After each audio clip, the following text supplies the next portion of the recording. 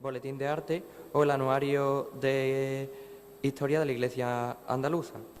Asimismo, ha participado como ponente en diversas jornadas y congresos organizadas por diversas universidades como las de Granada, Murcia o Extremadura o el Consejo General de Hermandades y Cofradías. En su faceta cofrade es hermano de la Hermandad de la Veracruz de Umbrete, de la Purísima de Umbrete, del Rocío de esta misma localidad, que es su localidad natal, y hermano nuestro de la Veracruz de Sevilla. Bueno, sin más dilación, pues le cedo la palabra a él para que nos ilustre sobre la historia de la hermandad.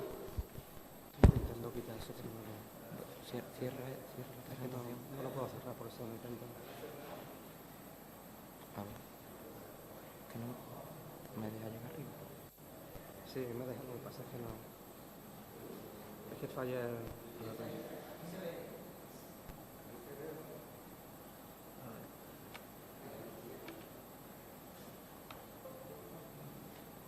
¿La ves tú o no? Ahí.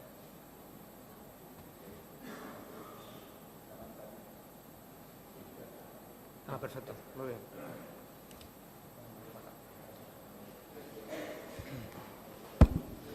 Buenas tardes. Pues nada, en primer lugar agradezco a la hermandad, a mi hermandad de la Veracruz, el haber contado conmigo perdón, para participar en este ciclo de conferencias con ocasión del 575 aniversario. Y gracias. Al hermano mayor, Manuel Berjano, por su presentación, y a Antonio Montero, organizadores de este ciclo de conferencias. Y también por la suerte de, como ha dicho Mané, de que esta conferencia mía coincida con la antigua fiesta del día 3 de mayo, en que se celebraba la fiesta principal de la Hermandad de la Veracruz, de todas las hermandades de la Veracruz, hasta que la Iglesia cambió, digamos, la liturgia y se pasó la festividad al 14 de septiembre. Pero en los orígenes, la fiesta principal de la hermandad era el 3 de mayo, como todos saben, siendo en los orígenes la del Jueves Santo una procesión, digamos, secundaria con respecto a la fiesta de la Cruz. Voy a ceñirme, como lógicamente hay ya algunos estudios publicados sobre los orígenes de la hermandad, el profesor Sánchez Herrero, Concepción Álvarez Moro, otros autores, el propio Antonio Montero. Entonces, lo que voy a centrarme en los hitos más importantes de esta historia, de los primeros tiempos, es decir, de la segunda mitad del siglo XV y del siglo XVI. No voy a entrar ya a partir del XVII porque sería demasiado extenso. Me voy a fijar en los hitos más importantes y voy a destacar algunos aspectos que me parecen curiosos o interesantes y que se conocen menos. Tenemos dos fuentes principales para saber cuándo se fundó nuestra hermandad. Una, y la principal, es las reglas antiguas, las primitivas reglas, que hoy se conservan, una copia manuscrita en la Biblioteca de la Universidad de Sevilla, y que fueron aprobadas en el año 1538. En el preámbulo de esas reglas se dice exactamente qué día se fundó la Hermandad de la Veracruz. En 9 días del mes de mayo del año del nacimiento de nuestro Señor Jesucristo, de 1448 años. Es decir, tenemos que presumir que esta es la fecha exacta, ni antes ni después, porque si no los hermanos no hubieran puesto con tanto detalle el día, el mes y el año, ¿no? Se ha especulado por algunos autores que pudo ser antes, que pudo ser después, pero realmente no tenemos motivos para presumir que fuera antes de esta fecha. No hay ningún documento que lo acredite. Porque, por ejemplo, el abad Gordillo escribió años más tarde, que en 1630, que si hace más de 150 años, que el otro que sí... En fin, eso son especulaciones sin sentido, cuando en la regla pone claramente que fue el nacimiento oficial el 9 de mayo del año 1448. En el preámbulo también se recoge la motivación, ¿no?, de por qué los hermanos de entonces, una serie de personas, sevillanos de la época, pues decidieron fundar esta hermandad, que en principio debió ser una hermandad de luz, en nuestro juicio, es decir, una hermandad que daba culto a la cruz gloriosa y que después, muy poco tiempo después, adquiriría también, además del carácter de hermandad de luz, el carácter de hermandad de sangre. Decían los hermanos: deseando, según nuestra flaqueza y poca posibilidad y pequeñas fuerzas, mostrar a las el deseo que tenemos de servir a Dios nuestro Señor por tan supremo bien y soberano beneficio que nos ha hecho y hace en elegirnos para guarda y protección particular de la Santa Veracruz, en la cual quiso por su amado Hijo se ofreciera su vida, porque en el madero menoscabase los daños que en el madero habían venido, para que con su muerte destruyese la nuestra, etcétera, etcétera, ¿no? Ahí hacen una motivación, digamos, teológica de por qué se crea la hermandad, para dar culto a la Veracruz, que fue el madero por el que nos llegó la redención. Según la otra fuente, además de la regla que he dicho que es la primera fuente fundamental para conocer el origen de la hermandad, hay otro documento que es muy posterior, es del año 1720, y es el libro Protocolo, el primero de los libros protocolos, que fue redactado en 1720 por el hermano contador de la hermandad, que se llama José Martínez Garzón, y que al comienzo del libro hace un resumen de la historia de la hermandad. Y ahí nos facilita algunos datos que solo conocemos por este libro, porque los documentos que lo fundamentan pues se han perdido. Entonces don José decía, además de la fecha hasta de 1448 que copia, dice que el 9 de junio de 1478, 30 años más tarde, fue la primera erección de la cofradía. La verdad es que resulta un poco confuso porque no sabemos qué significaba eso de primera erección de la cofradía, que fue hecha por el vicario general de entonces, Pedro Fernández de Solís. Sin embargo, no se dice que se aprobaran reglas en ese momento por el vicario, con lo cual no sabemos exactamente de qué consistió la primera erección de la cofradía. Pero bueno, fue, digamos, seguramente el primer intento de hacer o aprobar una regla.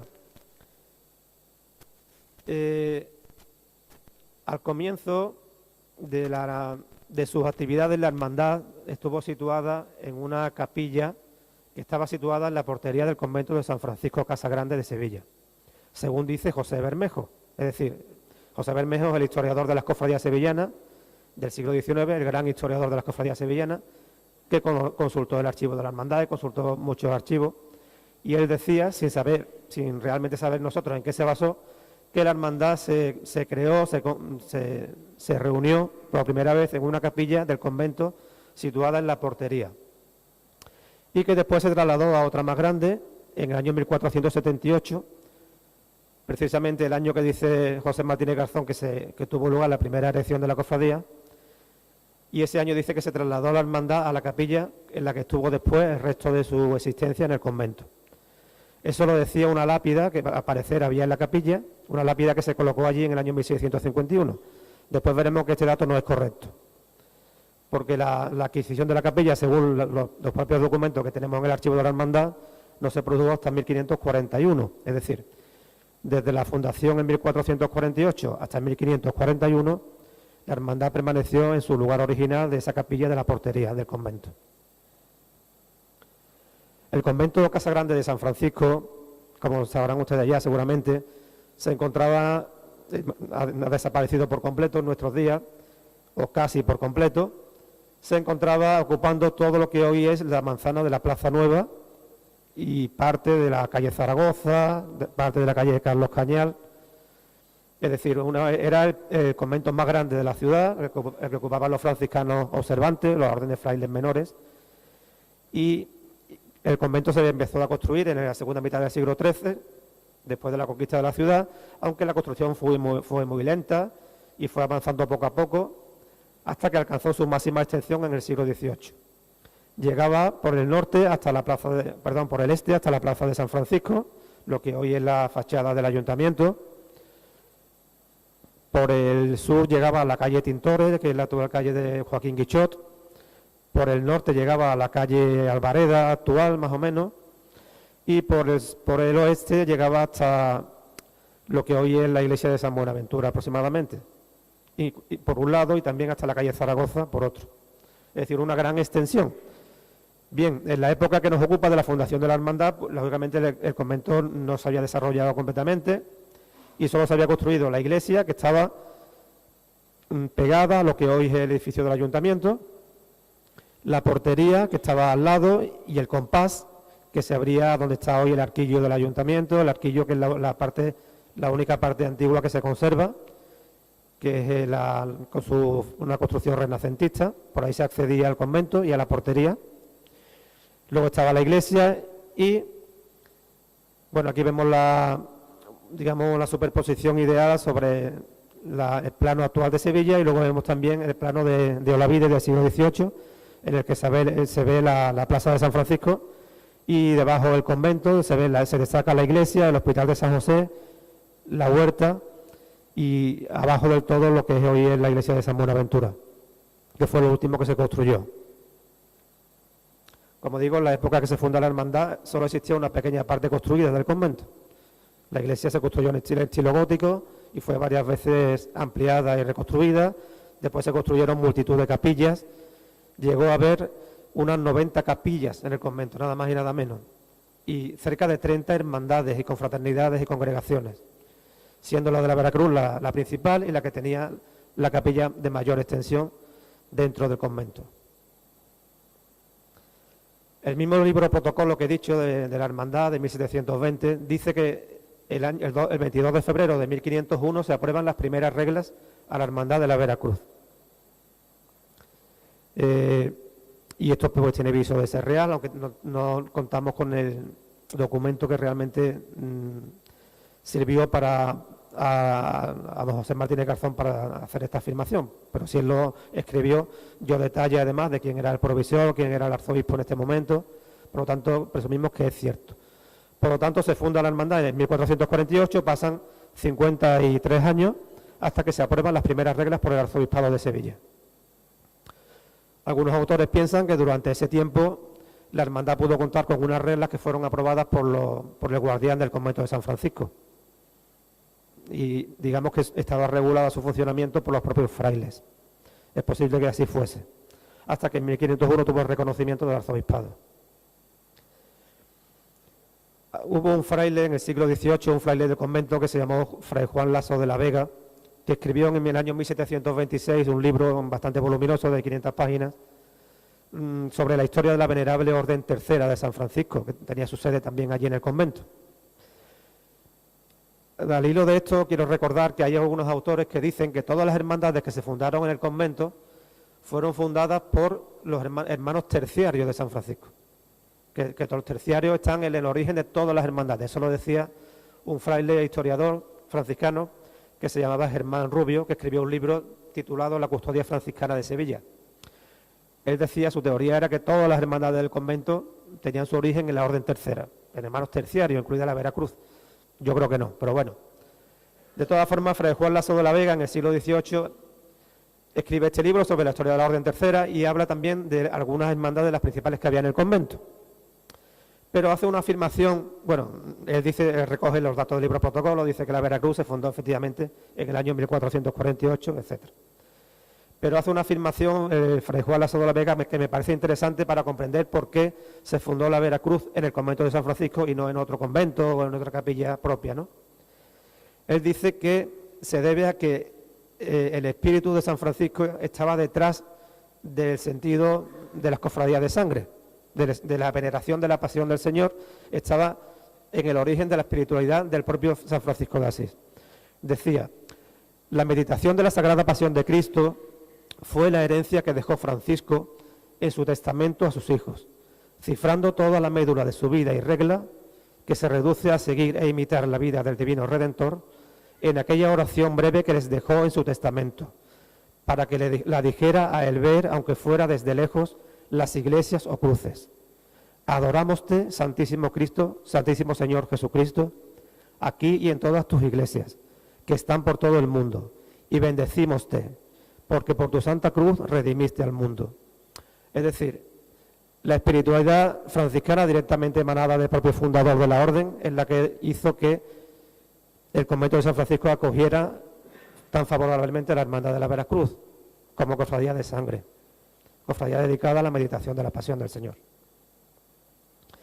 En esa época de la fundación de la Hermandad de la Veracruz, en fin, segunda mitad del siglo XV, comienzo del XVI, había algunas otras hermandades en Sevilla que también veneraban la sangre de Cristo.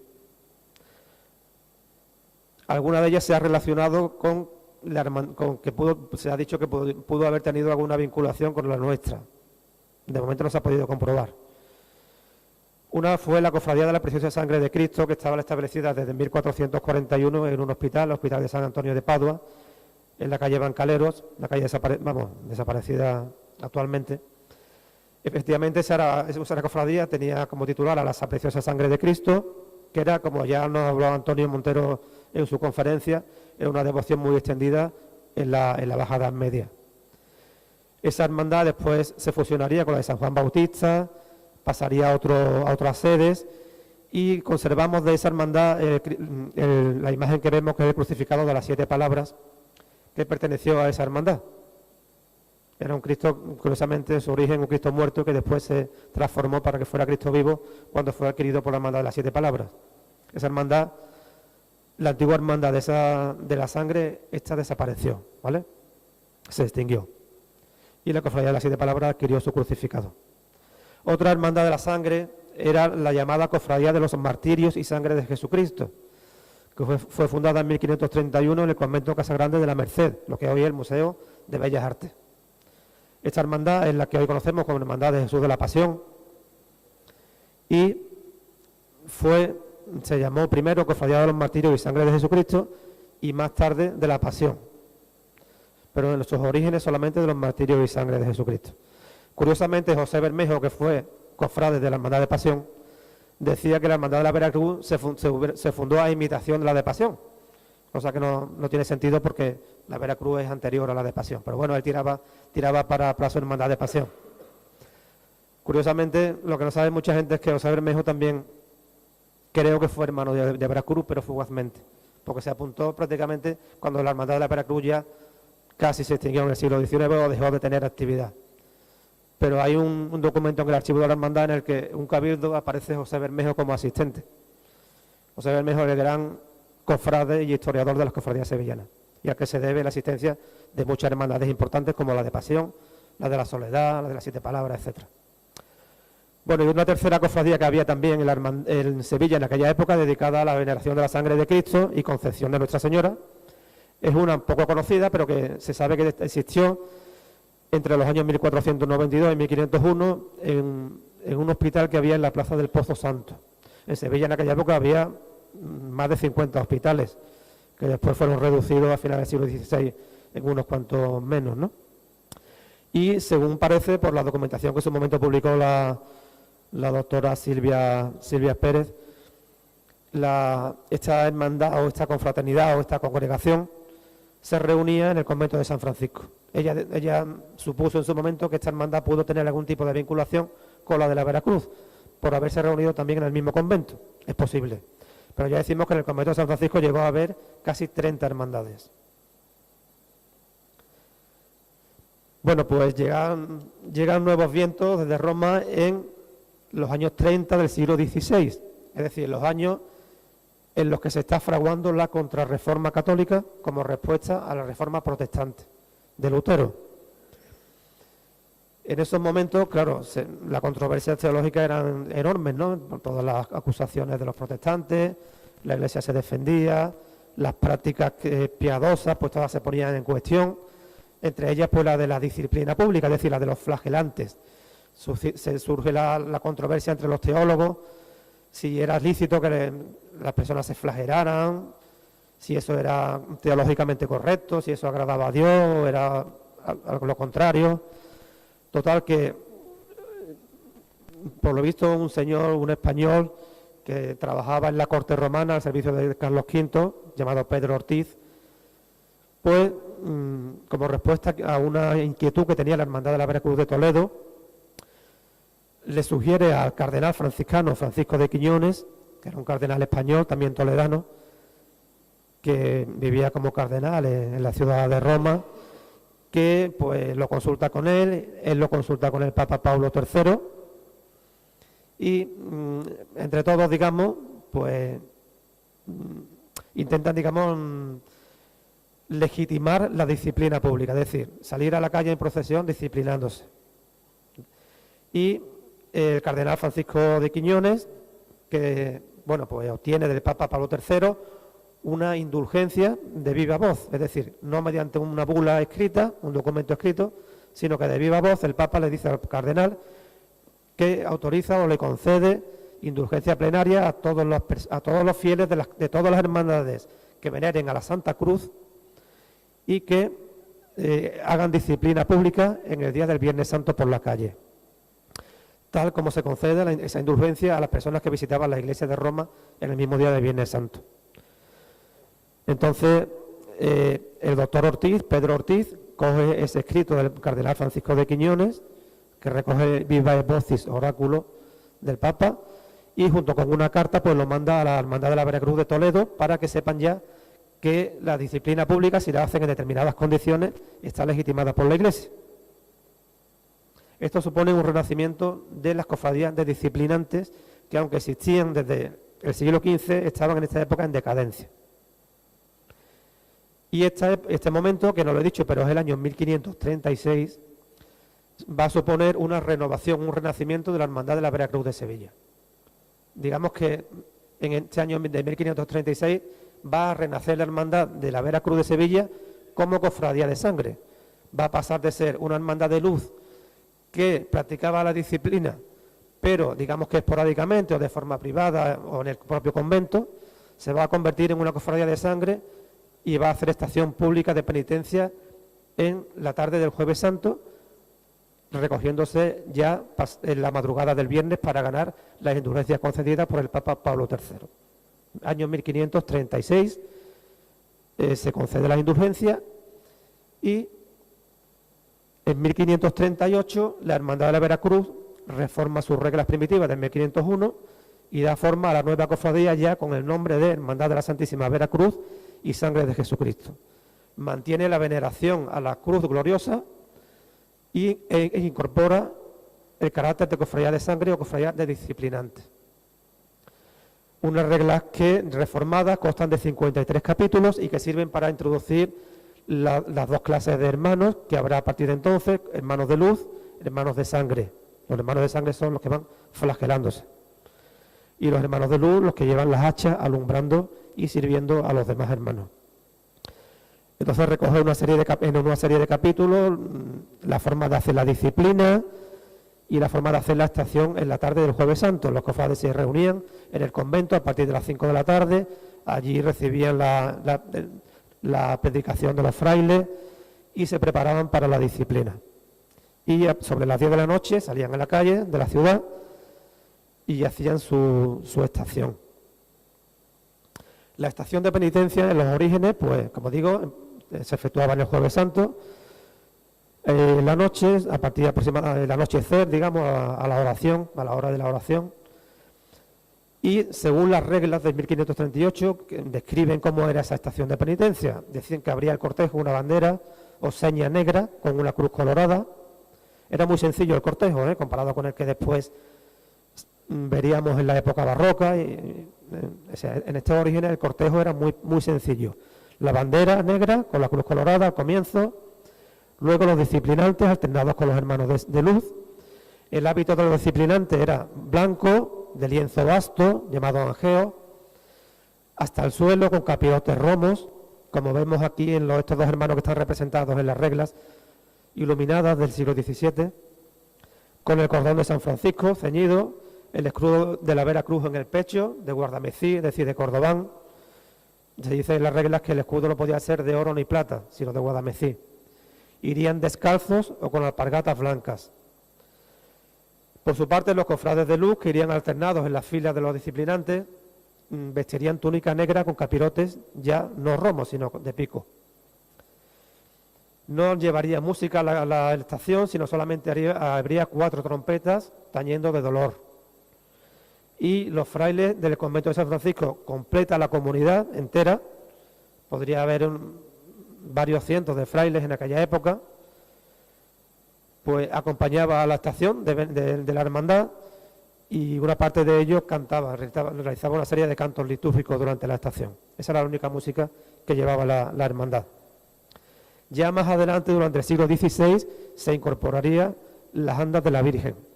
Una Virgen que en el principio se llamaba, no tenía advocación, como pasaba en todas las hermandades. La Dolorosa era simplemente la Virgen Dolorosa. En este caso se llama en nuestros documentos Nuestra Señora de Tristeza. No sería hasta mitad del siglo XVIII, hasta aproximadamente 1750, cuando la Virgen Dolorosa nuestra adquiere la advocación de María Santísima de las Tristezas. Antes fue llamada de otras formas también, como Nuestra Señora de la Soledad. Eso era común a todas las hermandades. En la estación, la hermandad realizaba, todavía no estaba establecida, digamos, la carrera oficial, entre comillas, ¿no?, que no se implanta hasta 1604. Entonces la hermandad realizaba en su estación con la visita a 5 sagrarios.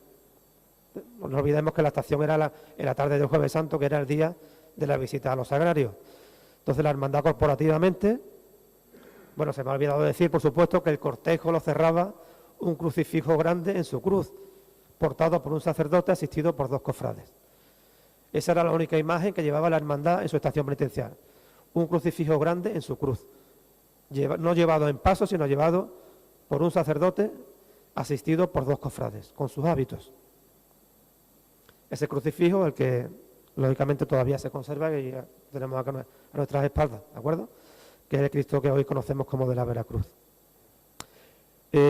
Como decía, las 5 visitas que hacía durante su estación la hermandad, al comienzo de su existencia, eran: la primera al propio sagrario de la iglesia del convento de San Francisco, que estaba al lado de la capilla de la hermandad. Salían del convento y se dirigían a la catedral, la iglesia mayor, se visitaba el monumento, se salía por la Puerta de los Palos y se iba por la estación del Corpus hasta la iglesia del Salvador, la iglesia colegial del Salvador. De allí se tiraba hacia la iglesia de la Magdalena, la primitiva iglesia de la Magdalena, donde hoy está la plaza de la Magdalena. Y por último se visitaba el convento dominico de San Pablo, la actual parroquia de la Magdalena. Desde el convento de San Pablo se iba de regreso hacia el convento de San Francisco, y se recogía la hermandad en el convento después de las 12 de la noche, ya en el Viernes Santo, para ganar las indulgencias concedidas por el Papa. Así de sencilla la estación de penitencia en los orígenes. El Cristo de la Disciplina es como se denomina en los documentos al crucificado que se utilizaba en la procesión del Jueves Santo. Al llamarse el Cristo de la Disciplina, yo he supuesto, las cosas que he escrito y tal, que si se llama Cristo de la Disciplina es porque se debió hacer en la época en que la hermandad adquiere, digamos, que el estatus de cofradía de sangre. Quiero decir que ese Cristo debió de haber sido adquirido o tallado, no sabemos si se hizo es profeso para eso, o se adquirió un Cristo ya existente, pero en todo caso llegó la hermandad precisamente en esa época, en 1538, cuando la hermandad comienza a hacer su estación de disciplina, de pública, ¿no? Entonces, en principio yo creo que la fecha en la que podríamos datar aproximadamente, porque todavía no tenemos documentación que lo acredite, la fecha de la hechura de nuestro Santísimo Cristo debe estar, creo, en esa época. Pero además, el estilo que presenta, el estilo artístico, los rasgos estilísticos de la imagen, precisamente la sitúan en esa época, una época de transición del gótico al renacimiento, es decir, comienzo del segundo tercio del siglo XVI. En un libro que se va a publicar dentro de poco, el profesor José Luis Romero va a hacer un estudio sobre la imagen y ahí va a hacer una fundamentación también sobre cuál pudo ser su posible autor, lo relaciona con los escultores que existían en Sevilla en aquella época. Así que remito a ese estudio para más detalle, ¿no? Como digo, la imagen presenta algunos rasgos del estilo todavía gótico, retardatario, digamos, ¿no? Un estilo expresionista, pero también presenta ya rasgos más naturalistas, tanto en el cuerpo como en la propia talla del sudario. teniendo en cuenta los principales escultores que había en Sevilla en aquella época, hemos resumido aquí en esta diapositiva algunos de ellos. Digamos que antes de esa fecha, trabajaba el principal artista, escultor que trabajaba en Sevilla, era Jorge Fernández Alemán, que nos dejó entre sus obras, por ejemplo, este Cristo de la Amargura de Carmona, que está considerada la imagen más antigua que procesiona en la provincia de Sevilla. Está en la iglesia de San Felipe de Carmona. Ahí vemos cómo era el estilo de este escultor, que es verdad que recuerda la cabeza ciertos rasgos del Cristo de la Veracruz, pero si uno se fija, pues este Cristo es un poquito más gótico que el nuestro, no es todavía tan naturalista. Es de 1521, el nuestro lo estamos fechando en torno a 1530, 38. Es decir, el nuestro sería un modelo más avanzado a este de Jorge Fernández Alemán y de un artista diferente, cuyo nombre de momento no conocemos. Había otros artistas, otros escultores menores, cuya obra, digamos, no se conoce tanto, pero que de todas formas lo va a estudiar el profesor Romero en el libro que digo que va a salir dentro de poco. A mitad del siglo llega a Sevilla un escultor flamenco llamado Roque de Balduque, que va a revolucionar la imaginería y va a implantar un nuevo modelo de crucificado. Recientemente se ha descubierto un documento en el archivo de protocolo que documenta como suyo el Cristo de la Veracruz de Lebrija. Curiosamente, hay muchos Cristos de la Veracruz que también surgieron a mitad del 16 de la provincia de Sevilla, que representan el estilo de Roque Balduque. Este de Alcalá del Río está atribuido con total fundamento a Roque Balduque y se fecha hacia 1560. Pero claro, Roque Balduque empezó a trabajar en Sevilla años más tarde de que se hiciera el Cristo de la Veracruz de Sevilla. Por lo tanto, hay que descartar, tanto por fecha como por estilo, que nuestro Cristo tenga nada que ver con Roque Balduque, es de un momento anterior. Un momento posterior a Fernández Alemán y anterior a Roque Balduque. Yo he puesto en relación en un trabajo a nuestro Santísimo Cristo con una imagen que hay en las cabezas de San Juan, este Cristo de las Misericordias, que es un Cristo que está muy modificado porque tiene brazos articulados, en fin. Pero, si se fijan ustedes, este Cristo es anónimo, también en la primera mitad del siglo XVI. La talla de la barba y del bigote es idéntica a la del Cristo de la Veracruz de Sevilla. Yo estoy convencido, persuadido de que salieron de la misma mano, aunque por desgracia este Cristo no está documentado tampoco. El cabello es idéntico y la talla del torso también es prácticamente igual. Si algún día se descubriera la autoría de este Cristo, estaríamos seguramente ante el hallazgo de la autoría de nuestro Cristo de la Veracruz. Bien, estos años, a partir de 1538 y durante los siguientes 20-30 años, van a ser los años cruciales de la Hermandad de la Veracruz.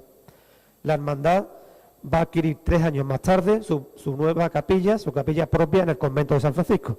Como decíamos antes, estaba al principio en una capilla de la Portería y en 1541 la Hermandad se va a hacer con una capilla propia mucho más grande. Una capilla que va a estar situada junto a la iglesia del convento y que posteriormente va a ser ampliada muchas veces hasta, digamos, su configuración definitiva ya en el siglo XVIII. Esta capilla, según nos dice el documento, porque este documento que yo reproduzco aquí lo conservamos en el archivo de la Hermandad. Hablando con Douglas, con nuestro gran archivero, hemos comentado algunas veces cómo resulta milagroso que documentos tan antiguos hayan llegado hasta nuestros días con la cantidad de vicisitudes que ha pasado la Hermandad desde esta época hasta hoy, los traslados de los cambios de sede, inundaciones, incendios, y sin embargo se han encontrado conservados más de 100 documentos del siglo XVI, de los años de 1500. Entre ellos está este documento que es el más antiguo relacionado directamente con la Hermandad que conservamos. Y curiosamente es el documento que es relativo a la compra, la adquisición, la donación a la Hermandad de la capilla, de su capilla, que después iba a ser la gran capilla del convento de San Francisco. En este documento se dice que era una capilla en este dicho monasterio, que es donde solíamos tener, dicen los frailes, una capilla en este dicho monasterio que es donde solíamos tener la librería, es decir, la biblioteca del convento, que es dentro de este dicho monasterio en el claustro primero del, cuya puerta sale al capítulo que es como van del dicho claustro a la sacristía, al cual sale la puerta de la capilla de los burgaleses. Aquí te están explicando los frailes dónde estaba la antigua biblioteca del convento, que a partir de entonces iba a ser la capilla de la Veracruz.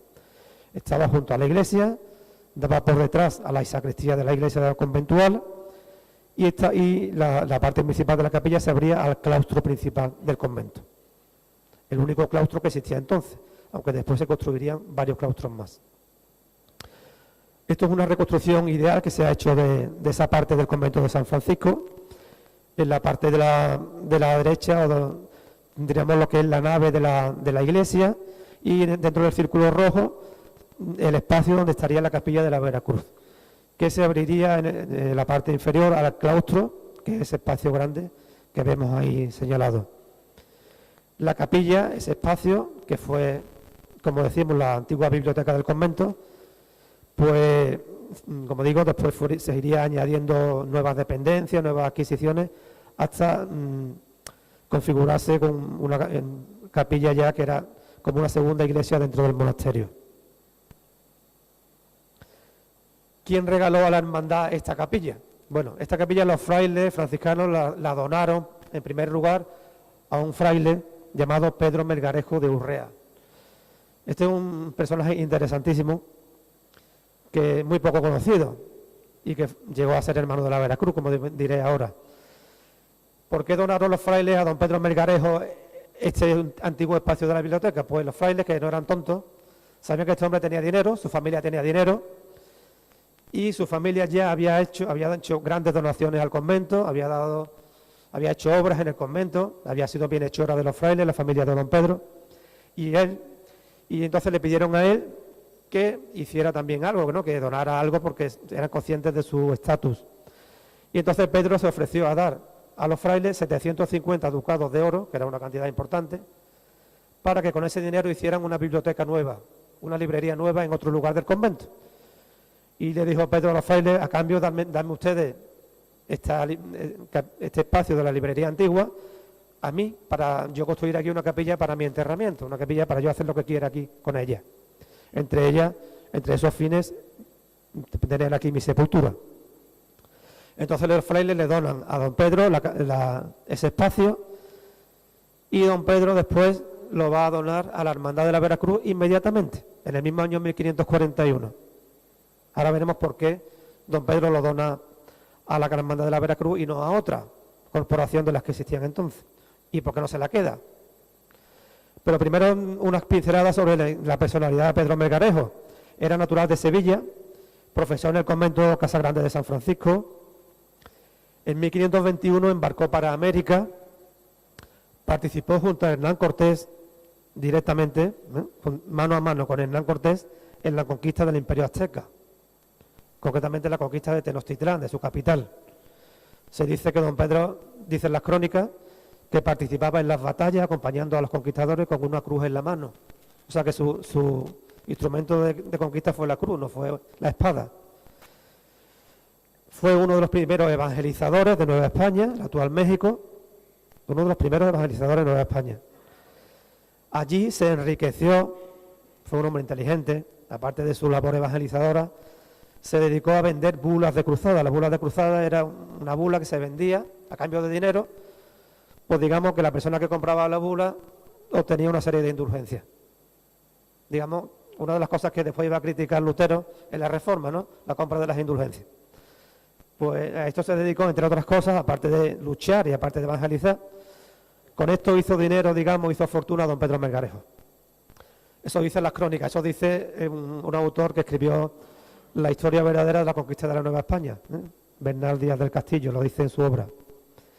De regreso a España, Fray Pedro Melgarejo es nombrado, bueno, se establece en la corte y es nombrado predicador de su majestad, predicador de Carlos V, y consejero de Indias, es decir, miembro del Consejo de Indias, que era el órgano gubernamental que gobernaba pues las tierras recién descubiertas, es decir, todo un personaje. En esta época que vive en Madrid, don Pedro intercede ante el emperador Carlos V a favor de Hernán Cortés, en la controversia que tuvo y los pleitos que tuvo el propio conquistador con el rey, con el emperador. Algunos autores dicen que don Pedro era amigo de la infancia de Hernán Cortés. Incluso sitúan su nacimiento no en Sevilla, sino en Medellín, donde nació Hernán Cortés. Pero su amistad, desde luego, debió ser estrecha porque lo llamó desde Sevilla para que fuera a México a participar en la conquista. En 1528, estando en Madrid, en Toledo, perdón, don Pedro es designado obispo de Dulcinio. Dulcinio era una localidad de la actual Albania y era un título honorífico, ¿vale? Entonces, gracias a sus méritos, pues lo nombraron obispo de Dulcinio, parecido a los títulos que hoy se le dan a los obispos auxiliares, no unos títulos, digamos, honoríficos. Bueno, vuelve a Sevilla y en Sevilla ejerce, a partir de entonces, de los años 30-40, como visitador general del arzobispado. Esos son los datos que tenemos de don Pedro Melgarejo. Como digo, los frailes donan a don Pedro el espacio de la librería para que tenga allí su propia capilla funeraria. Y la Hermandad de la Veracruz le pide al propio don Pedro que le ceda la capilla a ellos. O sea, no es don Pedro el que le cede la capilla a la hermandad, sino la hermandad la pide, la solicita. Dice don Pedro a los cofrades: vos, los dichos cofrades de la dicha hermandad, movidos con celo del aumento del culto divino y de la buena gobernación y devoción de la dicha hermandad, viendo ser la dicha capilla lugar muy aparejado y competente para vuestros ayuntamientos, cabildos, procesiones, me la habéis solicitado. Entonces el obispo de Dulcinio le da la capilla a los hermanos de la Veracruz el 22 de mayo de 1541. ¿Esto por qué en este año y no antes? Pues porque la hermandad, más adelante en el documento dice don Pedro que también le cede un espacio anexo para que puedan allí organizar la estación de disciplina, para que allí los disciplinantes puedan lavarse las heridas, pueda calentarse el agua de la penitencia. Es decir, la hermandad que había empezado a hacer la estación de penitencia necesitaba más espacio que la capilla que tenía antiguamente y por eso solicita esta, por haber comenzado a realizar la estación de penitencia. Y como premio, digamos que la hermandad lo hace hermano, lo ingresa en la nómina. Lo hace hermano de la Veracruz y le releva de todas las obligaciones que tenían los demás hermanos. Expresamente en el documento dice que le relevamos, esto sucede ya 3 años más tarde, en 1544, le relevamos de las obligaciones que tienen los demás hermanos el Jueves Santo. Es decir, era un hermano, digamos, privilegiado. Y a cambio de la cesión, pues la hermandad estaba obligada a decir una serie de misas por el alma de don Pedro y por su familia durante el año. En este documento también tenemos la curiosidad de que se recoge la primera nómina de hermanos de la Veracruz conocida. Ahí no solamente están la Junta de Gobierno, que la Junta de Gobierno entonces era muy sencilla. Solo había 5 cargos. Estaba 2 alcaldes, 2 mayordomos y el escribano. Y después 20 diputados.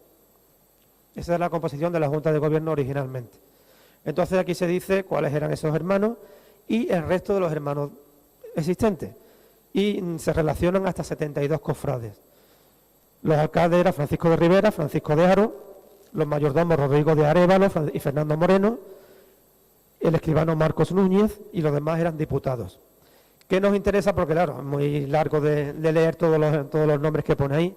¿Qué nos interesa destacar? Que eran todos, digamos, personajes de origen castellano. En esta época la hermandad estaba regida por cofrades de origen castellano, de diversos lugares de Castilla, bien nacidos en Sevilla de familias castellanas o que habían venido hacía poco de diversos lugares de Castilla, ciudades, pueblos, hasta Sevilla. Sevilla entonces era la capital del mundo, no solamente la capital de España. Sevilla es una ciudad rica y al calor de la riqueza de Sevilla vinieron un montón de personas de distintas profesiones a la ciudad, entre ellos todos estos hermanos que fundaron la hermandad. Por ejemplo, por los apellidos pues se sabe dónde vinieron. Vinieron de Toledo, vinieron de Toro, vinieron de Haro, de La Rioja, vinieron de León, vinieron de Benavente, de Cuenca, ¿no? Etcétera, ¿no? Vinieron de Soria. Leyendo los apellidos de los hermanos se sabe que todos venían de todas esas zonas de Castilla. Digo esto porque en el siglo siguiente va a haber un cambio importante y los dirigentes de la hermandad no van a ser ya castellanos, sino van a ser vascos. A partir del siglo XVII y XVIII la hermandad va a ser dirigida, aunque va a haber hermanos de todas partes, pero los dirigentes van a ser todos de origen vasco. Y los vascos en este primer momento de la hermandad no aparecen para nada. Aparecen todos señores de origen castellano. Lo digo esto porque también se ha puesto el foco en que la hermandad de la Veracruz nació como imitación de la hermandad de la Veracruz de Toledo, dicen algunos autores. Es posible que algo haya, porque hay algunos hermanos procedentes de Toledo en los orígenes de la hermandad.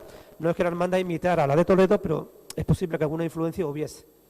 La hermandad de Toledo no se sabe cuándo se fundó porque se perdió por completo su archivo, pero data aproximadamente de las mismas fechas que la nuestra, la antigua, la desaparecida. Una vez que la hermandad tiene su capilla y tiene sus reglas aprobadas, se preocupa en fundamentar espiritualmente su existencia. Y lo hace primero solicitando una serie de gracias e indulgencias, para obtener un prestigio, digamos, espiritual que hiciera que la gente le apeteciera ingresar en la hermandad.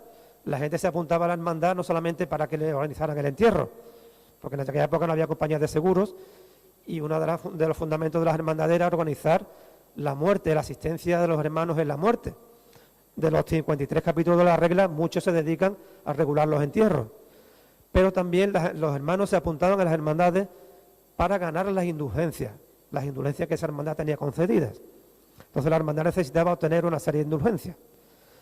Y las primeras fueron concedidas inmediatamente por el Papa Pablo III a partir de 1536, luego por los sucesores, Pío IV, Gregorio XIII, por los cardenales, una congregación de determinados cardenales romanos, por los canónigos de la Basílica de San Juan de Letrán, que era la catedral de Roma, por la propia orden franciscana.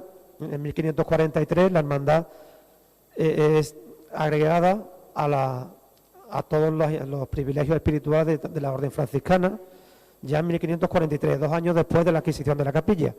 Estamos hablando de los años fundamentales de nacimiento de la hermandad en todos los sentidos, materiales y espirituales.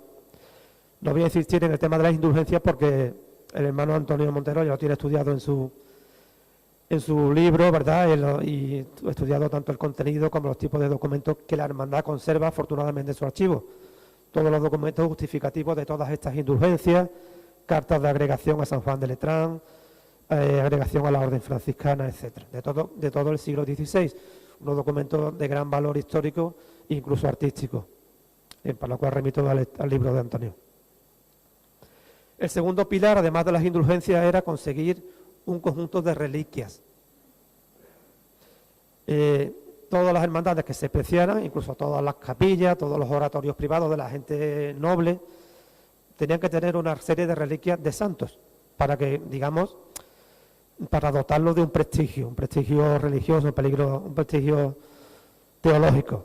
La hermandad se afana por conseguir en esos años también, a partir de los años 40, 50 del siglo XVI, una serie de reliquias. Estas reliquias no llegaron a la hermandad directamente, sino que fueron donadas por personas particulares. Hubo una serie de personas particulares que, viviendo sobre todo en Roma, normalmente españoles, lógicamente, algunos sevillanos, obtuvieron de los papas determinadas reliquias de santos sacadas de iglesias de Roma, de cementerios romanos, donde se veneraban o se conservaban reliquias de los mártires, reliquias de algunos santos. Entonces, el sevillano residentes en Roma, trabajadores al servicio de los reyes, de los embajadores, obtuvieron de los papas estas reliquias y posteriormente donaron estas reliquias a la Hermandad de la Veracruz de Sevilla, por su vinculación con la hermandad. Entonces, las primeras reliquias, en este sentido, llegaron desde Roma en 1547. Fueron las que el Papa Pablo III, 7 años antes, había donado a doña Mayor de Meneses, una señora residente en Roma, y que después la donó a un capellán suyo, que era sevillano, y que a su vez lo regaló a la Hermandad de la Veracruz. Y la hermandad la adquirió en 1547. ¿Qué reliquias eran estas? Pues un Linum Crucis, del que vamos a hablar ahora, un poco de tierra manchada con sangre de Cristo, reliquias de santos mártires, de los santos mártires más extraños que podamos imaginarnos. Los mártires eran los santos más prestigiosos. Algunos santos apóstoles, entre ellos Felipe y Santiago, que son los santos que se celebran hoy, día 3 de mayo, y la hermandad curiosamente tenía reliquias de San Felipe y de Santiago apóstoles. Un trozo del vaso de María Magdalena, un trozo de la vara de Aarón, un profeta, un trozo de la estola de Santo Domingo, leche de la Virgen, en fin, reliquias, unas más curiosas que otras. El tema de las reliquias, pues ya sabemos que tanto el tema de las indulgencias como el culto a las reliquias renacen en esta época. ¿Por qué? Porque es la época de la Contrarreforma, cuando nace con el Concilio de Trento, renace el culto a los santos y el culto a las reliquias como respuesta a los protestantes. Esta fotografía que tenemos ahí es la reliquia el relicario de la sangre de Cristo que se conserva hoy en la Colegiata de Olivares. Si no sé si han estado en la Colegiata de Olivares, pero conserva un relicario magnífico que está en perfecto estado de revista, que se puede visitar y que nos puede dar una idea de cómo eran los relicarios de esta época. En nuestro archivo se conservan algunos documentos que son certificados de autenticidad de las reliquias que llegaron a la hermandad. Por ejemplo, este documento es un certificado de autenticidad de las reliquias de San Zenón y soldados mártires y de otros mártires. San Zenón era un soldado que sufrió martirio en la época del emperador Tiberio, junto a unos 2000 soldados, dice la tradición. Entonces, en todo relicario que se apreciara había reliquias de San Zenón y sus compañeros, porque como eran tantos, pues había mucha posibilidad de obtener unas reliquias de ellos, ¿no?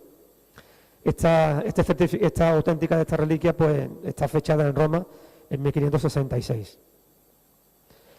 Entre esas primeras reliquias llegó el primer Lignum Crucis, ¿vale?, que obtuvo la hermandad. El primer Lignum Crucis llega a la hermandad muy pronto. Lo dona el Papa Pablo III, este Papa que es del Viva Vocis Oráculo, el que, digamos, concedió las primeras indulgencias a la hermandad. Este Papa dona este trocito de la astilla de la verdadera cruz del Señor a una señora llamada Leonor Osorio, que vivía en Roma y que era esposa de Juan de Vega, que vemos aquí retratado. Este Juan de Vega era embajador del emperador Carlos V ante la Santa Sede. Y la reliquia del Lignum Crucis, junto con otras reliquias de santos, fueron donadas por el Papa a Leonor Osorio en 1548. Esta Leonor Osorio se la dona las reliquias a su capellán Luis Sánchez Mayén, que era sevillano, era capellán en la iglesia de San Vicente de Sevilla. Y las donó a la Hermandad de la Veracruz, de la que seguramente era hermano.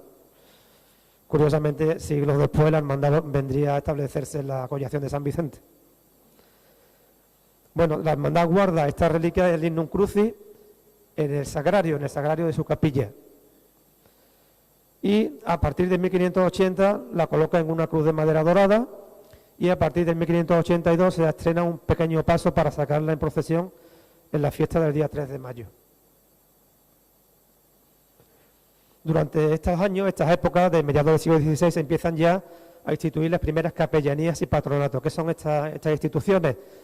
Eran memorias de misas que personas particulares, al morir, dejaban un dinero dispuesto para que con ese dinero, en determinada capilla, determinada iglesia de la ciudad, se dijeran misas por su alma, por el alma de sus difuntos, indefinidamente hasta que se agotara el caudal, el dinero. Memorias de misas o capellanías.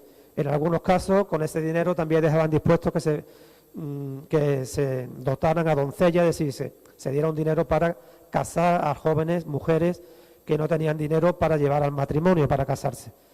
Es decir, mujeres pobres, huérfanas, con necesidad.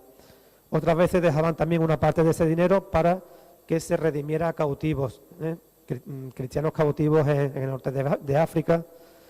Y entonces nombraban, para administrar toda esa cantidad de dinero, toda esa memoria o patronato, nombraban a un administrador. Y uno de los principales administradores de esa época fue la Hermandad de la Veracruz. La hermandad tiene un prestigio ya grande en la ciudad, aunque no era la única que administraba estas memorias. Por ejemplo, en el caso de las doncellas, había otra institución en la catedral, que era la Congregación de Nuestra Señora de la Asunción, que dotó a multitud de doncellas, y también el Hospital de la Misericordia. Y la tercera fue la Hermandad de la Veracruz, la tercera en cuanto a volumen. Muchos sevillanos, tanto hermanos como no hermanos, encargaron a la Hermandad de la Veracruz que administrara estas memorias de misas, estos patronatos. Entonces la hermandad empezó a acumular un patrimonio enorme, tanto de dinero como de inmuebles, que estaban vinculados a estas memorias. Los más antiguos entre los que incluían dotes de doncellas, fueron el que fundó Catalina de Rivera en 1559 y Alonso de Jerez en 1569. Esta Catalina de Rivera se ha confundido con la que fundó el Hospital de las Cinco Llagas y no tiene nada que ver, porque es una señora diferente y posterior. La anterior había muerto 50 años antes. Esta era otra señora llamada Catalina de Rivera. Y en cuanto a Alonso de Jerez, era un jurado de la ciudad. El jurado era uno de los principales cargos del Ayuntamiento de Sevilla. De esta época tenemos un testimonio, digamos, imparcial acerca de la hermandad, que lo escribió Francisco de Sigüenza. Francisco de Sigüenza, que era notario apostólico, escribió un libro, un documento, un manuscrito en 1579, describiendo cómo fue la procesión que se celebró para trasladar a la capilla real, que se acababa de construir en la catedral, trasladar la imagen de la Virgen de los Reyes y los cuerpos, el cuerpo de San Fernando y los demás reyes. Se hizo una procesión en la que participaron todas las órdenes religiosas y las hermandades que había en la ciudad. Entonces, llegando a los últimos, hablando de las cofradías de sangre, dice, las dos últimas, estaban por orden de antigüedad, las dos últimas que tras esta vienen, son las más antiguas de esta ciudad. La primera es de la Veracruz, trae el estandarte verde y la cruz colorada en él. Está en el monasterio de San Francisco, donde tiene una suntuosa capilla. La otra, cofradía de sangre, que trae el estandarte leonado, es del Santo Crucifijo, que tiene su capilla en el convento de frailes de San Agustín. Este testimonio nos habla de que ya en 1579 la Hermandad de la Veracruz estaba considerada la más antigua de la ciudad como cofradía de sangre. Por lo tanto, otras hermandades que se arrogan una antigüedad mayor, otras hermandades penitenciales, en aquella época ya no tan tempranas no eran consideradas como más antiguas que la nuestra. Sin embargo, sí había una controversia entre cuál era más antigua, si la nuestra o la del Cristo de San Agustín. Tanto es así que se produjo un pleito tremendo, un pleito que duró nada menos que de 1569 a 1592. Un pleito que originó muchísima tinta por ver qué hermandad llevaba la última en la procesión del Corpus, si la Veracruz o el Cristo de San Agustín. Este pleito finalmente fue ganado por la Hermandad de la Veracruz, que consiguió que las demás hermandades de la ciudad testificaran que era la más antigua. El Cristo de San Agustín, como saben ustedes, pues se perdió la imagen antigua. Bueno, cuando se clausuró el convento de San Agustín pasó a la iglesia de San Roque, allí se perdió en la Guerra Civil y hoy en día existe una réplica en la iglesia de San Roque. Pero tuvo gran devoción en la ciudad.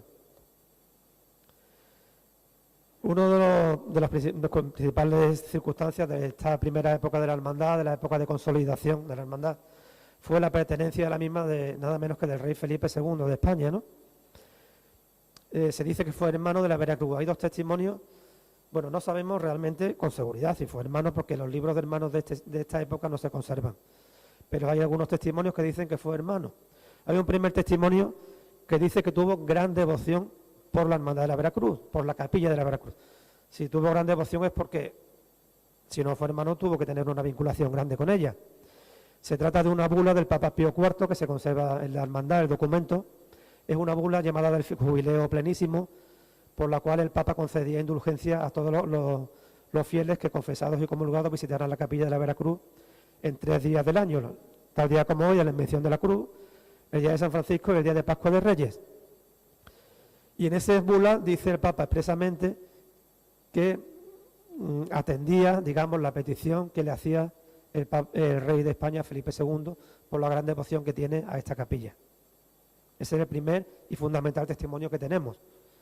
Después hay un testimonio posterior del año 1776, en la que, con el motivo de la nueva necesidad de aprobar las reglas de la hermandad por el Consejo de Castilla, pues el procurador de la hermandad, llamado Juan Tomás de Araujo, dice que la hermandad debía tener aprobación real porque había sido distinguida con el gran de honor de haber sido hermano de dicha hermandad el señor rey don Felipe II.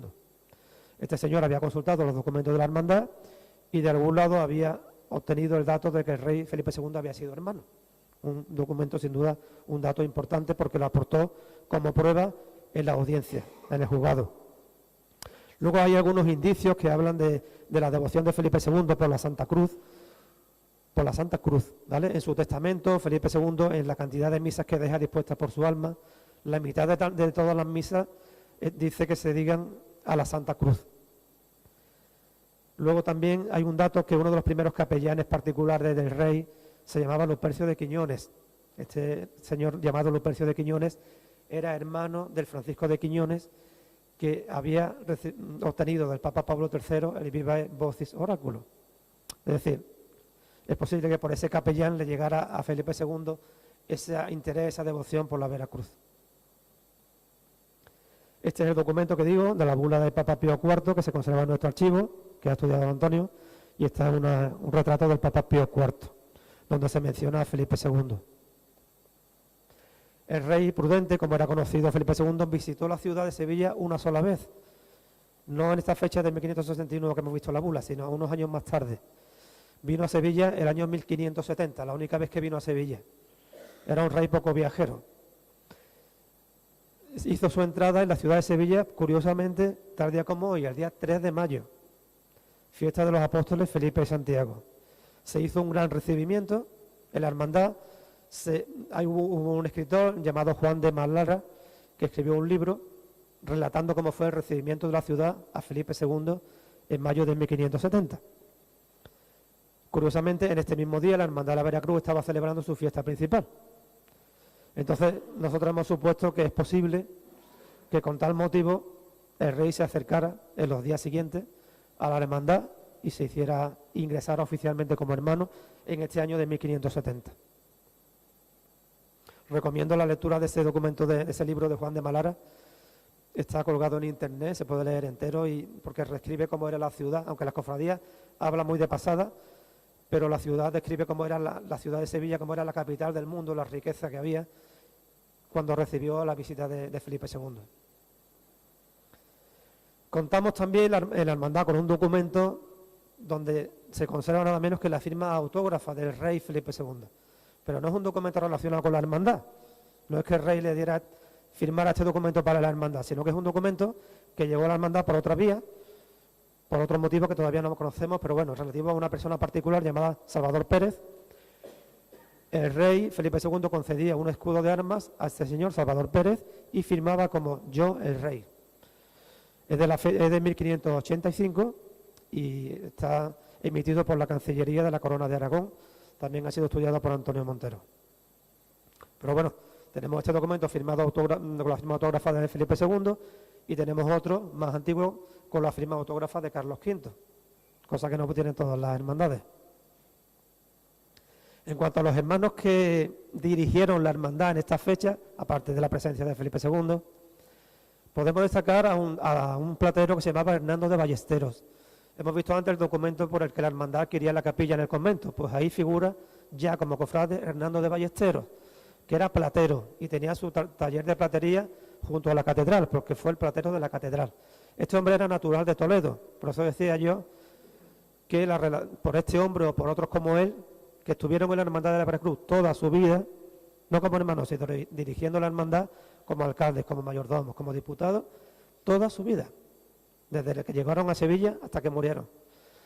Pues estos ballesteros pudieron traer alguna influencia de la Veracruz de Toledo o no, pero bueno, el caso es que este Hernando de Ballesteros, uno de los hermanos más singulares que tuvo la hermandad, fue, como digo, platero de la catedral. Aquí hay dos piezas de él que hemos podido traer, un portapaz y, curiosamente, un lignum crucis de la catedral que se conoce como el lignum crucis de Constantino, cuya, digamos que cruz de plata dorada hizo Hernando de Ballesteros.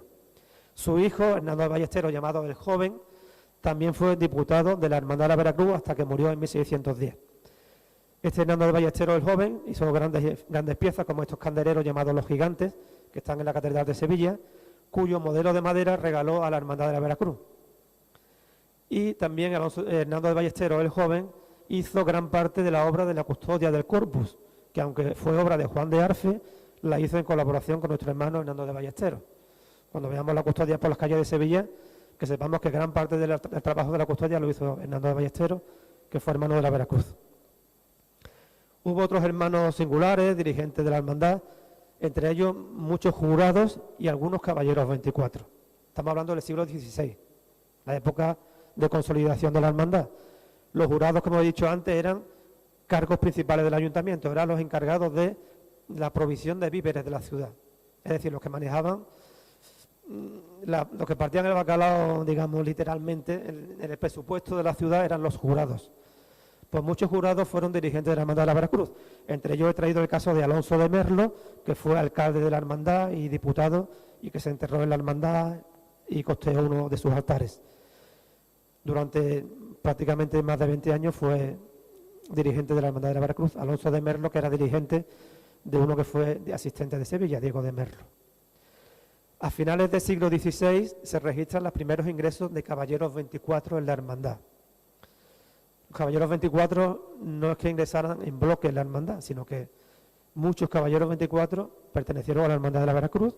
Caballeros 24, que era un cargo también, que era algo asimilable a los que hoy conocemos como concejales, pero tenían otras prerrogativas, ¿no? Y eran personas normalmente de noble linaje y de gran riqueza. Los primeros caballeros 24 conocidos ingresaron en la hermandad en 1598 y fueron 4, todos de la misma familia, todos caballeros 24, el padre y los 3 hijos. Pedro Galindo de Abreu era el patriarca y fue un señor que era hijo de Alonso Sánchez Galindo. Este Alonso fue un gran personaje sevillano que fue general, almirante de la flota de Indias durante 50 años y que al morir fue enterrado en la capilla de la Veracruz. Su hijo Pedro Galindo partiría después a América y sería corregidor de la ciudad de Zacatecas, en México. Estos son los primeros casos de caballeros 24 conocidos, hermanos de la Veracruz. En la segunda mitad del siglo, ¿cómo era la capilla de la Veracruz? Pues después de una serie de reformas, añadidos que hemos mencionado y que no vamos a detallar porque sería muy largo, la capilla se va construyendo, tomando forma con una serie de artistas, muchos de los cuales fueron, además de artistas, hermanos de la hermandad. El arquitecto Asensio de Maeda, que era el arquitecto mayor de la ciudad, el escultor Juan de Oviedo el Viejo, el dorador Juan de Salcedo, dorador de la Catedral de Sevilla, el carpintero Antonio de Navarrete, el pintor Amaro Vázquez, que fue prioste de la Hermandad de la Veracruz durante 30 años, el escultor Pedro de la Cueva. Todos estos artistas dieron forma a los retablos y altares de la capilla. Era de una sola nave la capilla, tenía una cubierta plana, con un artesonado de madera dorada parecido a este. Tenía un altar mayor con un retablo del descendimiento de la cruz, que no sabemos si era de pintura o de escultura, 2 retablos en los laterales dedicados a la Virgen María, una capilla o altar dedicada al Santo Cristo, que se sacaba el Jueves Santo, que tenía su tabernáculo, un altar pequeño, pero era una capilla independiente, y luego una sacristía alta y otra baja. El altar mayor dedicado al descendimiento de la cruz podía ser parecido a este que he traído aquí de la fotografía. Este retablo es un retablo que se conserva en la iglesia de San Martín de Sevilla, que precisamente en estos días está siendo restaurado. Es el retablo de la capilla de los Cervantes y data de esta misma época. Segunda mitad del siglo XVI, se representa en la parte baja el descendimiento del Señor y arriba el Calvario. El Cristo que se representa arriba tiene ciertos rasgos parecidos al Cristo de la Veracruz. El sudario es muy parecido. Cuando puedan, vayan ustedes por la iglesia de San Martín cuando terminen de restaurar este retablo, porque merece mucho la pena y además nos evoca como fue el de nuestra capilla. Había 3 imágenes de la Virgen en la capilla, 2 de gloria, es decir, imágenes de la Virgen con el niño. Una de las 2 imágenes de la Virgen con el niño era la principal de la hermandad, la que la hermandad sacaba en la fiesta, en la procesión del día 3 de mayo. El 3 de mayo salía el Lignum Crucis y la Virgen de Gloria en su paso de palio, o paso de tumbilla, vestida de carmesí, de rojo y de blanco. Ese mismo paso se utilizaba en la procesión de Semana Santa con la Virgen Dolorosa, que no se ha conservado, igual que la de Gloria. La Virgen Dolorosa pues no ha llegado a nuestros días, pero los testimonios dicen que la imagen de la Virgen Dolorosa era de la misma época aproximada que el Cristo, es decir, aproximadamente mitad del siglo XVI. Y la Virgen, pues para la estación del Jueves Santo, se vestía de negro y utilizaba el mismo paso que la de Gloria, pero en este caso con palio y faldones de damasco negro. Tenemos aquí un retablo que hizo Juan de Oviedo el Viejo, que es el mismo artista que hizo lo de la capilla de la Veracruz. Este retablo se conserva en el convento de Santa María de Jesús y nos puede dar una idea de cómo eran los retablos que había en nuestra capilla en aquella época. Y decir que el Cristo de la Veracruz en aquellos años, de finales del siglo XVI, fue intervenido y restaurado varias veces, primero por Juan de Salcedo y luego por Amaro Vázquez, y que probablemente la policromía que se conserva hoy en día de la imagen corresponda a esa fecha, de final del siglo XVI. En los inventarios más antiguos que se conservan de la hermandad, de esa misma época, de los últimos años del XVI, 1580, 90, se mencionan otra serie de piezas curiosas, además de las imágenes, como la hermandad tenía un buen conjunto de joyas y 2 espadas que habían sido depositadas por los hermanos como prenda. En las reglas antiguas se decía que los hermanos que tuvieran deudas con la hermandad podían depositar prendas, Y de hecho muchos depositaban joyas que de la hermandad después se quedaban. Entonces acumuló la hermandad sortijas, collares, etcétera, incluso 2 espadas viejas, decían los inventarios. La hermandad poseía en aquella época 127 túnicas de luz y de sangre, blancas. Y además otras 33 túnicas negras con capirotes. Podemos hacer una idea del total de hermanos que salían en la procesión en aquella época, por lo tanto cerca de 200 hermanos. De ellos aproximadamente unos 170 eran disciplinantes, porque había a la disposición de los hermanos 170 disciplinas, que eran los azotes que los hermanos utilizaban para flagelarse. Había 4 velos que se le ponían al Cristo y una alba o camisa para el Cristo, una camisa de seda blanca que se le ponía al Cristo. Yo he supuesto que se le ponía a modo de sudario, seguramente como el que se le ponía al Cristo de San Agustín, ¿no? Es decir, una especie de sudario largo hasta la rodilla. Eso es lo que se le debería poner al Cristo en forma de alba o de camisa. Había las andas o pasos de la Virgen con sus palios y faldones, carmesí o rojo para mayo y negro para Semana Santa. Otras 5 parihuelas para los santos y para la Santa Cruz, unos faldones verdes para el paso de la Santa Cruz y 2 varas con los escudos de plata para los alcaldes. Solo había 2 varas. Los demás diputados los llevaban unos papilos sencillos de madera. Voy terminando y digo que la hermandad a finales del siglo empieza a dar culto a 3 santos, además del Cristo y la Virgen. La hermandad empieza a dar culto a finales de esta época a 3 santos: San Francisco de Asís, San Roque y San Sebastián. Concretamente en 1587 dicen los documentos que se acordó que se haga una efigie del Señor San Francisco y que se ponga en el altar de San Roque y San Sebastián y que se instituya cofradía del santo con obligación de una fiesta todos los años. Y se previene que no se reciba cofrade si no lo fuere de la Santísima Veracruz. La devoción a San Roque y San Sebastián era muy intensa en estos años finales del siglo XVI, porque eran santos protectores contra las epidemias. En esta época hubo epidemias de peste y San Roque y San Sebastián eran los santos a los que se rezaba para salir indemnes de las epidemias. De hecho, en las reglas de la hermandad antiguas que se conservan en la universidad están representados San Roque y San Sebastián, como vemos en la imagen. Y curiosamente en nuestra iglesia de la Veracruz actual hay un retablo que tenemos aquí a la vista, un retablo antiguo del siglo XVIII, que precisamente está dedicado a esos 3 santos a los que la hermandad veneraba en el siglo XVI y que por lo tanto nos sirve para evocar aquella época, ¿no? En el centro San Francisco de Asís, que la hermandad lógicamente veneraba por ser el titular del convento, y están pintados ahí precisamente San Roque y San Sebastián. San Sebastián, santo mártir de los primeros tiempos del cristianismo, y San Roque, santo francés del siglo X de la Edad Media, que murió peregrinando la ciudad de Roma, por eso se representa como peregrino, precisamente durante la epidemia en Roma. Por lo tanto, me parece curioso que este retablo nos evoque a aquella devoción que la hermandad siempre tuvo a estos 3 santos. Y, bueno, concluyo aquí mi referencia a lo que es la época de consolidación de la hermandad. Se podría hablar de muchas otras cosas, pero creo que hemos tratado los aspectos principales.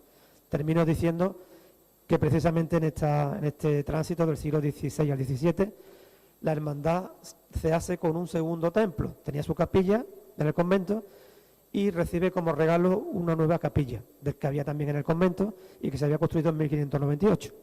Era una capilla que había en la portería dedicada a la Inmaculada Concepción.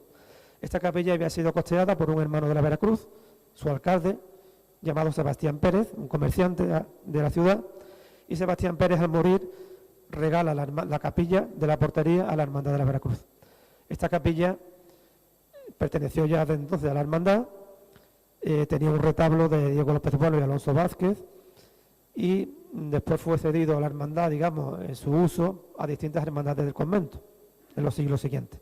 Y esta hermandad también fue agregada a la Basílica de San Juan de Letrán, y uno de los documentos más bonitos que tenemos en el archivo es esta bula, de la que he traído aquí dos detalles, precisamente que es la bula de agregación a San Juan de Letrán de esta capilla de la portería, que fue anexionada por la Hermandad de la Veracruz en esta época. Ya en el siglo XVII, la hermandad empezaría a transformarse en cofradía barroca. Dejaría de ser la cofradía antigua de disciplinante, la antigua cofradía de sangre, cada vez habría menos flagelantes y pasaría a ser una cofradía prácticamente de luz. En la segunda mitad del siglo XVII apenas se registran hermanos de sangre y todos van a ser hermanos de luz y ya va a ser una procesión más parecida a la de nuestros días. Pero eso ya daría para otra conferencia. Muchas gracias.